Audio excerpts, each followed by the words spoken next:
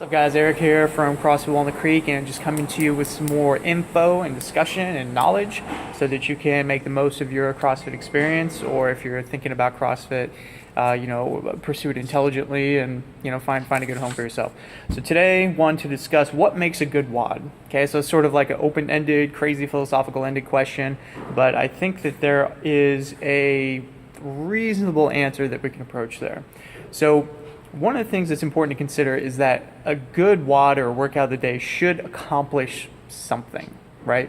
It shouldn't just be work for the sake of work. It shouldn't just be hard for the sake of hard. It should be planned in a way that if you were to reflect back on it, you go, wow, it was difficult to make this transition from that transition. I had this sort of cognitive or psychological impediment, like I really had to prep myself to do this thing or that thing. And when I finished, I was taxed, I was challenged, but there wasn't any filler or weird things or reps that were too high or too low, or just things that unnecessarily taxed you. For instance, if your back is killing you at the end of a WOD, maybe not the best designed WOD. Okay, it should also be something that both Rich Froning, and we're always going to refer to Rich Froning just because he's sort of the paragon of CrossFit fitness since he's won the game so many times.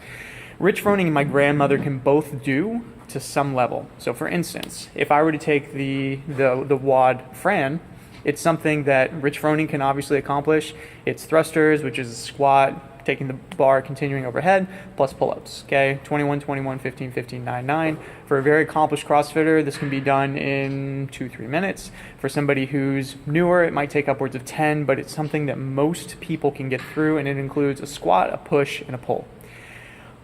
Rich Froning can do that. My grandmother can do that. She can also do just bodyweight squats. She can then pick up a pair of light dumbbells, press them overhead, and she can do ring rows in order to replicate that same system of feedback and accomplish it within a reasonable amount of time, let's say 5, 6, 7, 8 minutes, maintain that level of intensity for herself in order to get that similar type response that Rich Froning might on the other end.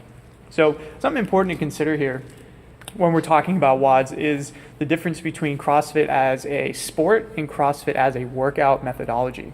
So when you have the CrossFit Games on television, I think that's where people often get the impression that, oh, if I sign up for a CrossFit gym, that's what I'm going to be doing. And it really couldn't be farther from the truth.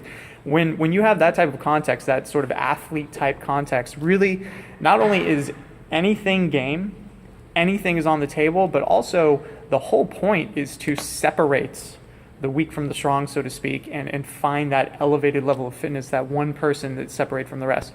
That's not really what we're trying to accomplish in a CrossFit class. We're not trying to find winners and losers. We're trying to tax everyone in a similar way so that they can get a good conditioning response and basically be productive with those movements.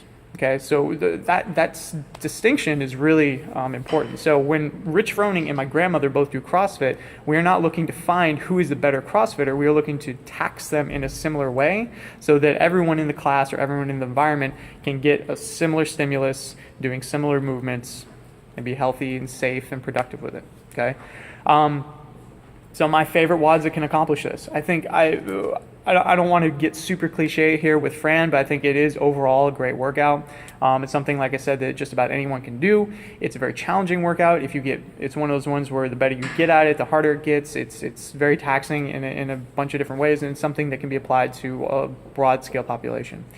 Another one that I really like is, and I don't know that it has a name, is 5 deadlifts, 10 burpees for 5 rounds. Again, going from the very light elements of the burpee to the heavy deadlift and setting yourself, and the fatigue that creeps in at about round 3 or 4. It's an all-around really great WOD, and it's fairly quick and short and compact. And you'll find that myself and Andrew are biased towards shorter WODs, which leads me to my least favorite WOD that I've ever done, which was a 30-minute AMRAP of 5 deadlifts, 5 power cleans, 5 presses, 5 front squats, 5 back squats at 75 pounds for 30 minutes. Now, without like absolutely beating this one to the ground, it should be really obvious that a 75-pound back squat and a 75-pound deadlift are virtually useless, especially for especially for any amount of reps. It is so light, it is not productive for an adult male who can back squat 200 or 300 or 400 pounds. Perhaps somebody who there's so many things wrong with it that I'm not even going to try and justify who it might be good for. The time domain is so long that you can't really maintain intensity. The weight is so light that it just ends up being just kind of throwing the weight around. And you get through so many rounds that it just ends up taxing the same system over and over and over and over again at this really light weight for this really odd volume. It was not a good workout. And halfway through it, I was just like, Jesus Christ, I have to do 15 more minutes of this. And I've done other 30-minute workouts that, taxed me in a correct way where I finished. I was like, wow, that was really tough and challenging and productive, and I feel good for having done that. So that kind of takes me to what makes a bad WOD. So a bad WOD is, and this gets said time and time again, is hard for the sake of hard. So with great power comes great responsibility. We have infinite flexibility to create CrossFit workouts. And so if I were to create a workout that was 1 double under, then find your 17 max rep deadlift, and then do Murph twice, and then cap it out with 5 backflips, that's insane. It's ridiculous, but that could qualify as a CrossFit workout and fall within the context of constantly varied and all this kind of stuff, and you have to be ready for anything. But what does it do? What does it accomplish? It's absurd in so many ways, but we can create that. But that doesn't mean we should. Okay? In the same way, things like 100 deadlifts at body weight. I've done that before. And really, you're just taxing that motor pattern over and over and over again, and it just ends up being sort of a slog fest. And about rep 75, you go, am I going to be able to walk tomorrow? And that's not something that you should be thinking about, okay? On the other hand, 100 burpees for time is something that you can maintain good motor patterns. It doesn't overly tax anything. Your chest might get a little fried. But at the end of the day, you finish it, and you're like, oh, that was really tough.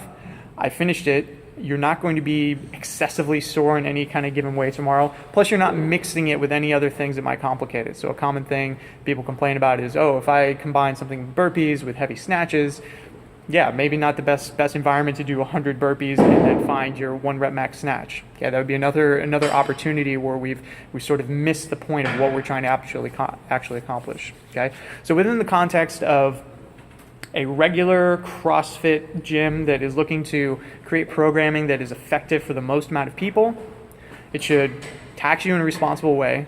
It should recruit different motor patterns, okay? And it should have some sort of cognitive element where you have to prepare yourself, you have to think about it, there's some element of strategy. It's not just movement for the sake of movement, just to be hard for its own sake, okay?